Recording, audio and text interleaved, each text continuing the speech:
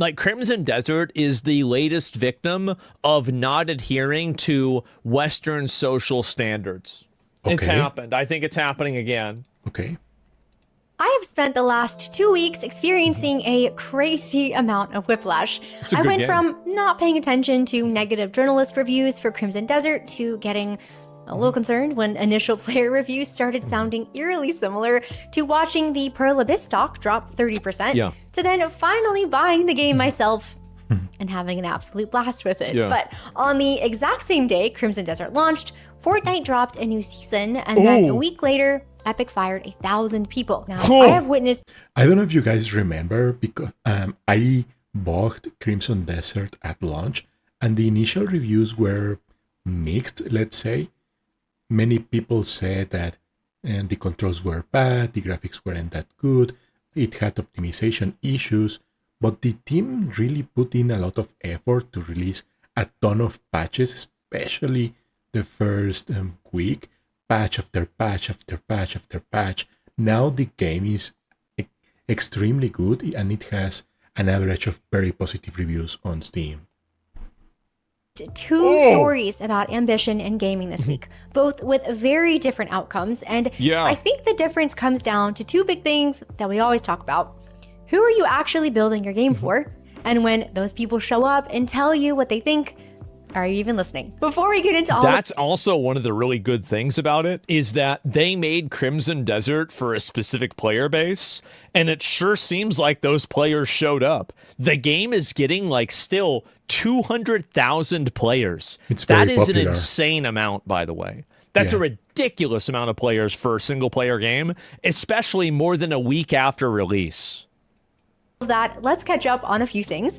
Sony just announced that the PS5 is going up by another $100, meaning the PS5 Pro is now $900. Is this the first time that a console has gone up this much in cost? I've never even seen this happen. I don't remember this ever happening in the past. Yeah, I don't remember that ever happening. Usually when a console comes out, if you wait a few years, you find discounts, or maybe a new console comes out and you find the previous console discounted. But today, these days, it's the opposite. The Xbox is going up in price. The controllers are going up in price. The Sony PlayStation 5 is going up in price. It's crazy. Price hike in less than a year, but don't worry, Sony is merciful to us paupers. If you cannot justify dropping that amount of money on a console, you can always just rent a PlayStation via a monthly subscription service if you live in the UK. Wait, you can lease a PlayStation? Oh my God. What the hell? So we went from being able to buy consoles and order food to leasing consoles and then buying DoorDash Chipotle with Klarna, like pay as you go. I'm so, like, there's something that's really wrong right now. Something is very, very wrong. Live in the UK. I didn't even know this was a thing. I heard rumors that you were able to now lease consoles in some countries, in some places, but to be honest, I thought that it was just a rumor and nobody actually did it, but apparently I was wrong. It's crazy that now you can lease consoles because you are not able to afford them. It is still so early in the year, and already there have been so many layoffs. Crystal Dynamics just had their fourth round in 12 months. Battlefield Studios cut staff after their big launch last year. Ubisoft gutted Red Storm Entertainment. Riot let 80 people go. And Sony shut down Bluepoint, which I personally will never forgive them for, because the Shadow of the Colossus remake was a masterpiece. I didn't see that. And speaking of layoffs, let's go ahead and talk about the big one. We found out days ago that Epic Games was letting go of 1,000 people after already letting go of 16% of their workforce back in 2023. This is only going to get worse, by the way. Fortnite engagement has been declining since last year, and that they are spending significantly more than they're making. And of course, even with a decline in players, Fortnite is obviously still one of the biggest games ever made and played, but Epic's response to all of this has been very interesting. Just earlier this month, they raised V-Bucks prices and told players that they needed to help pay the bills. Well, Yes. apparently the kids didn't pay the bills, so now you got to fire everybody. Yep, Sammy that worked at the engineering department got fired because little Billy wouldn't spend his mom's credit card. It's just what That means you, happens. broccoli top, put down the Celsius and go help Epic pay their rent. Yeah. And then a week later, they cut 1,000 people. Now, the gaming industry, and sadly, all of us, are unfortunately no stranger to tone-deaf statements from executives. And with Tim Sweeney already on the leaderboard for this, There he he is. vied once again for the top spot as he tried to smooth things over by making a statement on X saying, nah, I don't think Tim Sweeney is just too honest. He actually just tells people what happened. Yeah. And that's scary. He just tells me, he's like, yeah, we weren't making a lot of money, so we fired people. At least he's honest, and he's not just saying some BS about everything's okay, don't worry guys. He is honest. I will give him that. think about it as people losing their jobs. Now employers will see a stream of resumes of once-in-a-lifetime quality Yeah. folks. I Based think that autistic easily bumps CEO, I Ubisoft's guess. get used to not owning your own games on the leaderboard. I don't know though, Tim. Could it be that instead of Yeah. your overflowing charity for the market, Epic may be overhired, put way too much focus on everything other than core Fortnite, like internal HR initiatives, massive content partnerships, spending $1 billion fighting Apple, and publicly backing lawsuits with Valve. And then your first instinct is to get on social media and act like you just did everyone a huge favor. Meanwhile, Gabe Newell I think continued. it's also like, I mean, one thing that the reason why I'm never surprised when these companies do layoffs is the amount of my workday videos between the years of 2020 and 2024 of these women that would go to work and they wouldn't do anything. They would just have meetings with each other talking about not doing anything. And like, I saw so many of these and I was like, there's no way you can run a company with that many fake jobs. And then I think, again, I've said it before, I'll say it again. I think it was Elon firing all those people whenever he took over Twitter and the product not really changing, that was a light bulb inside of the head of every single other tech company. And they said, you know what? Let's do that. used to Yes, just I have also said this before. Elon Musk firing half of Twitter's staff. I don't know if it was half or 70% or 40%. As far as I know, the numbers are not disclosed. Some people say it's more or less, but whatever. Elon Musk firing a ton of people from Twitter it was like a permission for every other company because they saw that the product is still working. Yes, he got a bit of bad press, but he's still there. Twitter is still there. So they started firing people, and sadly, it is normalized now. Every major tech company right now, Google, Apple, Meta, Twitter, Microsoft, Oracle, Amazon, they are all firing people by the hundreds or even thousands like right now. That's without what I his think it meme of was. do nothing and win. With this layoff, though, they are also shutting down 3 different Fortnite modes. And for what it's Jesus. worth, I actually was kind of surprised because their statement that they put out was fairly honest. Yeah. They said they failed to build something awesome enough to attract and retain a large player People base. didn't play it. And Yeah. with all of this, I just kept wondering, how did Fortnite get here? There was a time when it seemed Because like they overexpanded and they spread themselves too thin, and their player base, like the thing is that people that play Fortnite are usually kids and younger people. Yeah, And I think teenagers. Fortnite tries to do what Roblox does, but because Fortnite is too tied to a specific type of gameplay, it's harder for them to have the same type of Roblox level customization.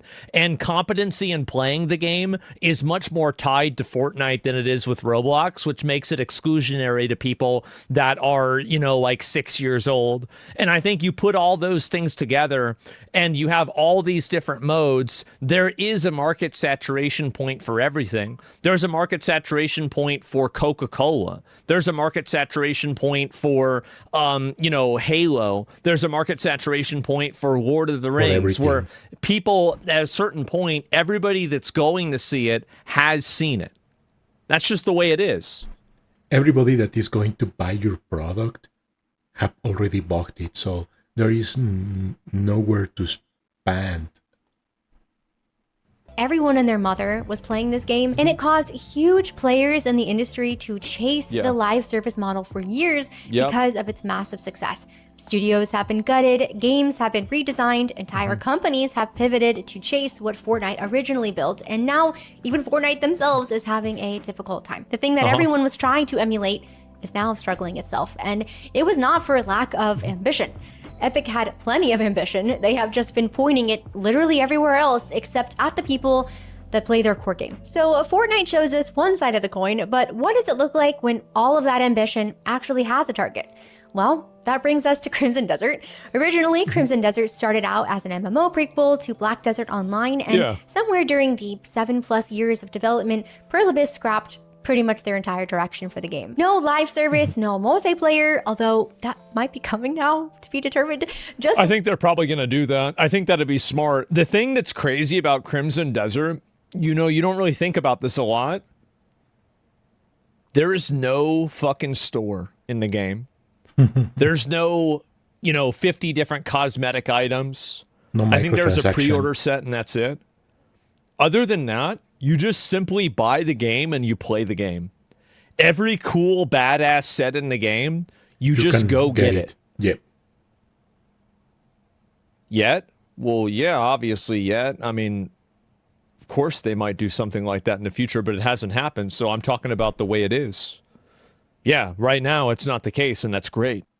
Yes, it is refreshing to see. It's always refreshing to see a AAA game not having microtransactions and a ton of cosmetics being shopped into you because they want to earn more and more and more.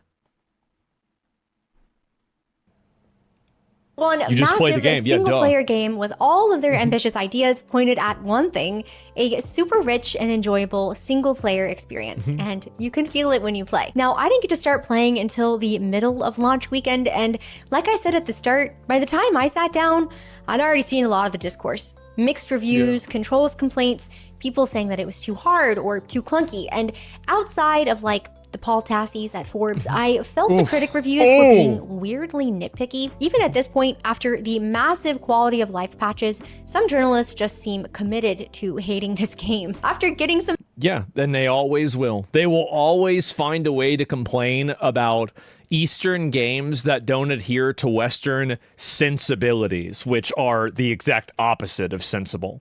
That's what I think really happened. And I think the same thing happened with Wukong. The same thing happened with Wu Chang. The same thing happened with Stellar Blade. The same thing happened with, I think, games like Wuthering Waves. Many, many of these games, it is the same paradigm. Kazan. Yeah, I don't know if there's another one, but Where Winds Meet. Yes, Where Winds Meet is a great example. Every single one of these games gets overly criticized by these people because these games don't adhere to the ideology that these people want them to have. There's no universe where Marathon's a 9 and Crimson Desert is a 6. It just doesn't exist. Even on release, that wasn't true. It's just so blatantly dishonest that you can't even, I don't even know what to say. Time in myself and sitting at around 30 hours now. Were some of the initial complaints valid? Yeah. Yes. A little bit, yeah. Oh, it sucked. There is a real learning curve. The controls are not always... Some of the reviews were fair. That needs to be said. But the team was amazing with all the patches that they released after a few days. They released a ton of patches to improve performance, to improve the controller layout, everything. The smoothest, although I do think that argument has been blown out of proportion just a little bit. But I've noticed that Cliff doesn't always grab a ledge when he should. I had a whole lantern quest that fought me for 20 minutes straight because I did not realize that my weapon had to be sheathed in order to pull it out properly. Yeah. And I am not a puzzle girl, all right? So some of the harder ones have made me feel pretty dumb, and I have accepted my skill issue. But even with all of that, I am still having a blast. If you only listened to the discourse at launch, you would genuinely think that this was some type of cyberpunk all over again. Like this game was utterly unplayable. And comparing the release of this game with Cyberpunk 2077 it's just not okay. There is no comparison between this game, the release of this game, with Cyberpunk. Cyberpunk was filled with bugs and optimization issues. Some people weren't even able to play it. Yes, Crimson Desert had some issues, but nothing compared with the release version of Cyberpunk. That's not okay. That was just not the case. Now, this is not a game for everyone, but for people who do enjoy this type of thing, it is incredibly fun. Combat, climbing, puzzles, taming animals, wrestling, crafting, companions, a genuinely massive open world full of fun things to do, and everything is all working together to make the game as fun as possible. And that right there. What they need to do next is they have to add in early game and mid-game field bosses and mid-tier bosses and NPCs that roam around in the open world. Like, whenever you start, you need to see a dragon flying around. Whenever you start, awesome. You need to see a version of the tree sentinel. Whenever you start, like, because that's the big problem, is you have a handful of these in late game, right? And I'm experiencing them now because I'm playing them. But early on, you don't have those things for you to go up against and think that you own the world, and you hit it and you don't do any damage and then it one-shots you. Like, that's the type of stuff that creates a scope for the game. And I think that they also need to have things that are in between, like the super hard bosses and like the random mobs that you're killing. Like kind of like in Black Desert, you have things like the ogres, for example, and those are pretty hard to kill, that you kill for the ogre ring. And you need to have more monsters like that inside of Crimson Desert. We don't really have a lot of that. And like those mid-tier, basically elites. There are, bro. Not really. Like, not really, dude. Not really at all. Like, there's like 3 of them that are like the generals that you fight in like a few quest lines, and that's it. Is the difference. While Epic was scattering Fortnite across numerous different games and directions, Pearl Abyss was pouring everything into making one specific thing as good as it could possibly be. And you can tell because it pops up in all of the little stuff. The background NPCs in this game have genuinely made me laugh out loud. From cussing at me and calling me the C word when I accidentally bumped them over to an old woman randomly hitting on me in the city streets. I didn't have that Music of the game. I used to Irish dance as a kid, and that one merchant theme makes me yearn for the jig. That stuff is in there because somebody at Pearl Abyss thought it was funny or cool or beautiful and just put it in, because that is what happens when you know your audience and you want to make something care about the audience. And there's at another factor $70, too. it is understandable. People are going to be less patient with any type of launch jank. So even if I personally was not as bothered by some of it, it makes sense that Crimson Desert's initial quirks pushed away certain people. But for the people who decided to stick with it, this is a game built for them. And Pearl Abyss proved that almost immediately. Within 4 days of launch, Pearl Abyss had their first big patch live, with tutorial improvements, keyboard and mouse changes, camp storage, boss nerfs, health item buffs, and then 10 days later after launch, a huge patch. 5 new mounts, faster load times, a sprint toggle, reduced... And today, by the way, this video was from yesterday. Today, and I guess last night, maybe the day before, I don't know when, but they did another patch where they increased the amount of storage that you have in the game. So they have just continuously, time after time, listened to what players want and then made accommodations accordingly. I think that's been amazing. I'm not used to Pearl Abyss taking a W like this. Yeah, it's been really good. Lighting, stamina, plus 100. It's more than instant crafting, bulk storage. They even added a prompt for using keys to unlock doors, which was something I personally was very excited about. 2 major patches in 10 days. They are moving wickedly fast. And yes, it would have been nice if all of this was just there at launch. And I am glad that people have spoken up. But honestly, I think that it really goes to show how important it is to do playtesting and to have good QA. Because if you could have made all of these changes in less than 2 weeks after release, the odds are your game would have been better off than if you had just released it 2 weeks later. with the changes. That's the truth. Yes. And you would have missed so many negative reviews. You basically took a bunch of completely unnecessary L's. And this is the way that I feel about it. Completely deserved. When you release an incomplete or a problematic product, you absolutely deserve to get shit on in the reviews, because these are people that now effectively have to beta test because you didn't do good enough QA. So again, like, I'm happy. Yes, it's like we have to be the beta testers for the game instead of them just hiring people to do proper testing. That they made the changes, but at the same time, I think that this really should go to show that a culture of what happened with Crimson Desert, which is toxic positivity, that suppressed any degree of people, providing feedback for, hey, this should be changed, this shouldn't happen this way. It apparently didn't happen. And when it's being released to players and people don't like it, and they're the ones that have the internal data for like when players quit the game, when players stop doing certain things, and when they see that so many people just get to a certain point in the game and they quit because of how frustrating it is or how annoying it is, then that's not good for you as a developer to have that happen, especially when it's happening because the game is not working the way that the player thinks it should be. Like, it's one thing to quit the game whenever you get to a really hard boss. Well, that's what happens. But if it's a function of the game or playability of the game, that definitely shouldn't happen. And that's on the depths. It feels really good to be heard, Like, I genuinely feel like I am a paying customer again. Yeah. I bought a game, told them what was frustrating, Flying Boss pissed and they me fixed off. It was terrible. in days, not months, not years. And that is sadly not something that should feel like an anomaly, but after years of, notably Western AAA, studios treating player feedback like an Avengers level threat instead of just useful and helpful information, it kind of is.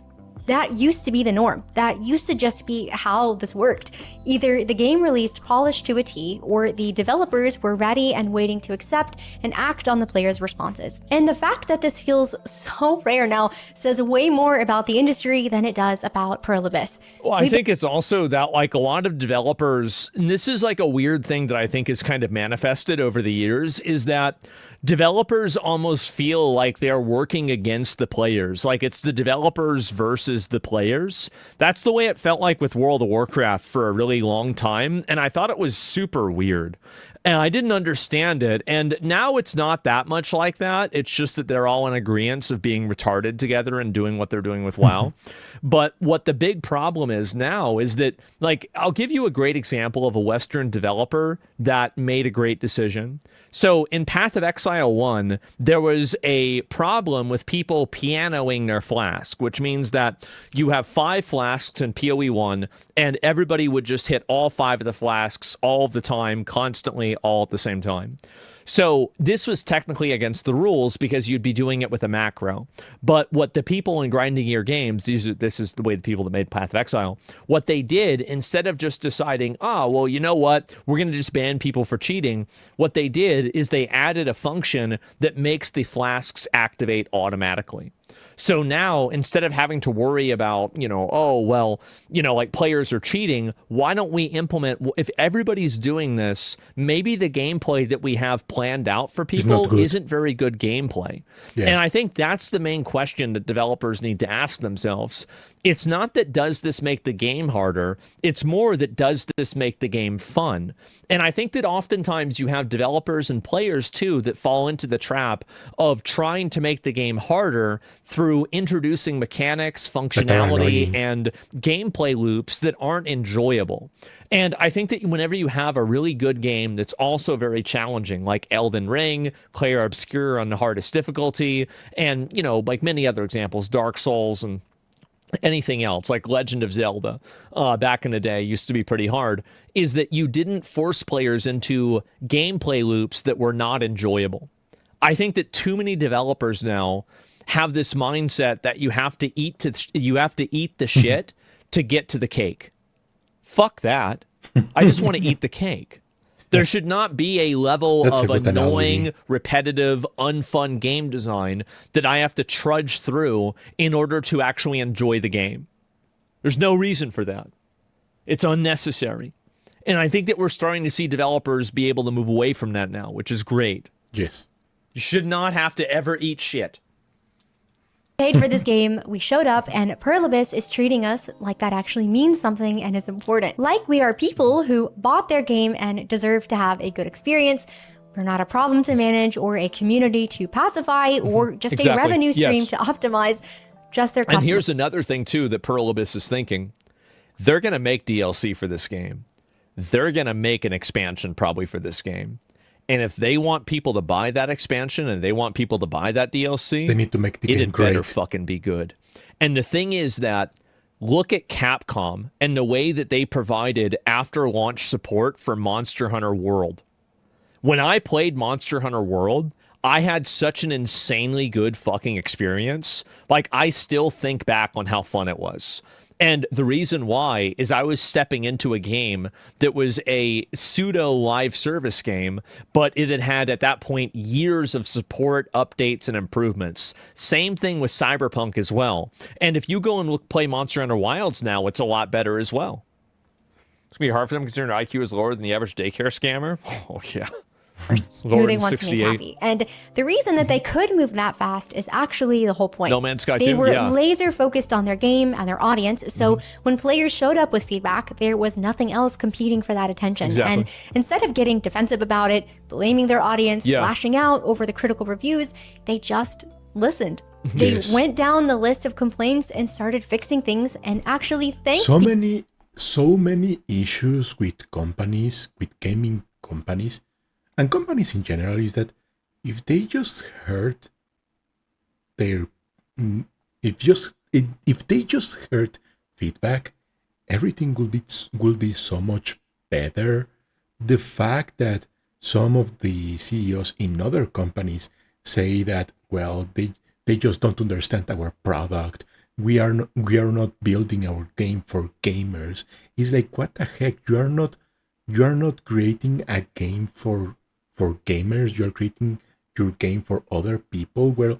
Well, that doesn't even make sense. So just listen to the feedback that you receive. People for the feedback. You're welcome. You're welcome. Thanks. They've just done everything I wanted. They did everything I wanted them to do. Yeah, I mean, and for you guys that are still playing the game, still playing through it, also, you're welcome. I'm glad to have made it better and improved it for you guys. You know, it's just what I do. It's just what I do. Instead of getting weird about it, most studios would have put out some type of big roadmap and asked everyone to just be patient. Perlibis just did the thing. Yeah, so where does this leave them? 3 million copies sold in 5 days. Wow. Steam reviews going from mixed rating on launch night to very positive. And Sunday morning, a week and a half after launch, Crimson Desert just hit 276,000 concurrent players on Steam. A new all-time peak. Most single-player games start to lose their concurrent players in the first week. Wow. Crimson Desert is gaining them. Good games gain players leading up to the weekend after the week that they were released on.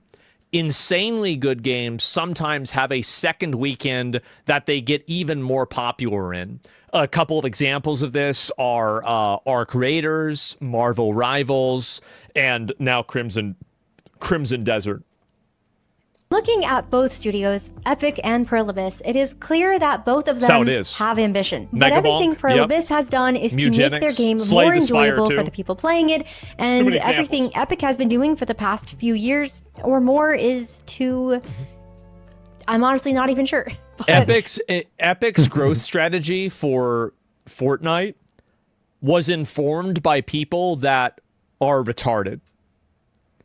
They were informed by focus groups, by consultancy firms, and by people that don't really have an intrinsic understanding about Fortnite and why people play Fortnite.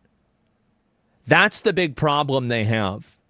And I can tell in a lot of these cases which groups of these people, instead of actually listening to their players, listen to a consultancy firm, a focus group, or some sort of thing that is not actually your player base. Karen. Yes, people that have never played games are giving them advice on how to build games. They ask a consultancy firm or HR people, how are you going to make our game more diverse, more whatever, instead of just asking the players what they want. Jobs. Yeah, basically you listen to the Karens instead of listening to the players. Yeah. They were informed by yes men who glazed them with nothing critical. Well, also another thing is that, like, for example, doing a lot of, like, for example, like the Simpsons or the Star Wars collab that happened with Fortnite, the odds are that the people that they have that they pay to analyze their product were not able to accurately understand why those products were so good. And so then they port it over and they have The Rock in there and they think that they're going to have the same experience. But it's really emergent player behavior and how the design encourages that really makes these products very good. But because they don't have people that have that level of insight, they get misled into thinking that more brand deals, more partnerships, more collabs are the solution. But that's actually not the solution. The solution is creating content like that allows players to have their own experience while simultaneously enjoying things that they've previously experienced themselves. Remember the Kamala Harris city on Fortnite?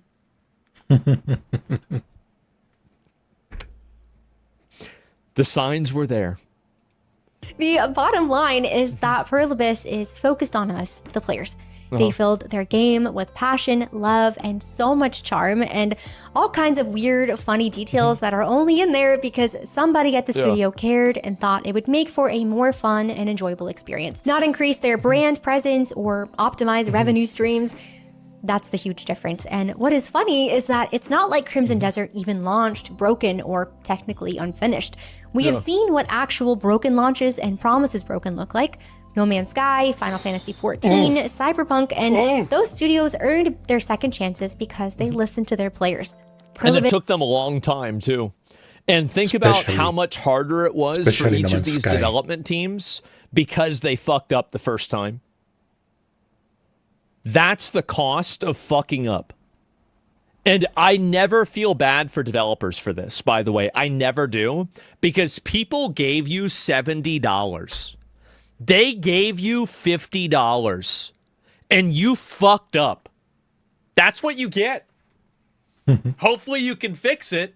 But until you do, you fucked up. This didn't launch in a broken state. They didn't lie about what the game included. Furries? In my opinion, it was a good game that launched with some rough edges. And instead of shaking their fist at players and accepting critics' reviews, they just started making improvements because their players told them what they wanted. And they were smart enough to actually listen. Now, I've said this before, but do you like the game you're making?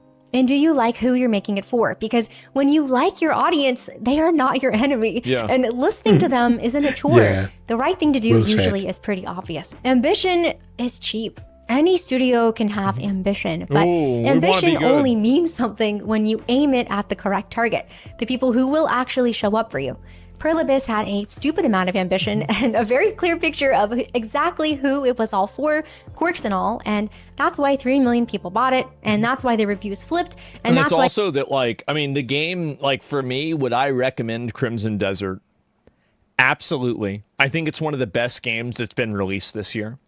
If somebody tells me that Crimson Desert is their game of the year, I totally understand why they say that. I think that Resident Evil is going to win, but I will compare something. And I don't think this is a good comparison, but I think that it is worth mentioning. Where is it? Where the fuck did it go? Where's Steam? There it is. Both are great So games. if I look at Crimson Desert, I have not beaten the game, and some of this is AFK. So let's say I've spent 200 hours playing the game. I've left it on overnight a couple of times. So 200 hours playing this game. Okay? And then Resident Evil... 60 hours, 100 hours. 14 hours. Oh. That's a really big difference. Now, I think that the 14 hours that I played... Well, it's kind of an unfair comparison because you, on the one hand, you have an open world game where you can spend time doing a ton of side quests, and on the other hand, you have Resident Evil Requiem, which is a more linear game where you follow a very strict path to a story. So it's I get what he's saying, but it's not a fair comparison. Resident Evil were probably better than the best 14 hours that I played Crimson Desert. But 200 hours is a lot more than 14. It is. So, I mean, again, like and it's a matter of priorities. It's a matter of values, and it's a matter of preference. I might finish Crimson Desert and decide that it's my game of the year. I might. I'm not sure. It's possible. A 30% stock crash turned into recovery in under 2 weeks. And if you're Epic, if you are the company right that now, built Resident Evil 9 Fortnite, is my favorite. a game that genuinely changed the industry, and you can't even remember who you built it for, that is not a layoffs or a V-Bucks problem.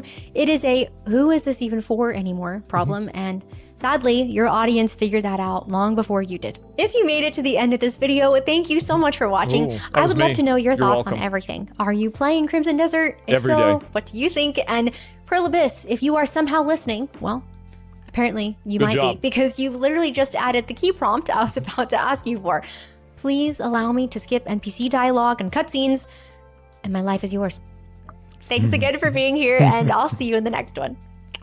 What they need to do is they need to add like ogres and shit, like mini bosses that are out in the world, like fucking the tree sentinel and shit, like at the very beginning. Like there needs to be a guy that's like on a horse, he's got a pole arm, and he's patrolling around outside of Hernand, and he's really hard to kill. That's the shit that they need to put in the game now. They've got to add in mini bosses that you can farm for higher tier items or maybe like better accessories. That's what they need to do through the game, right?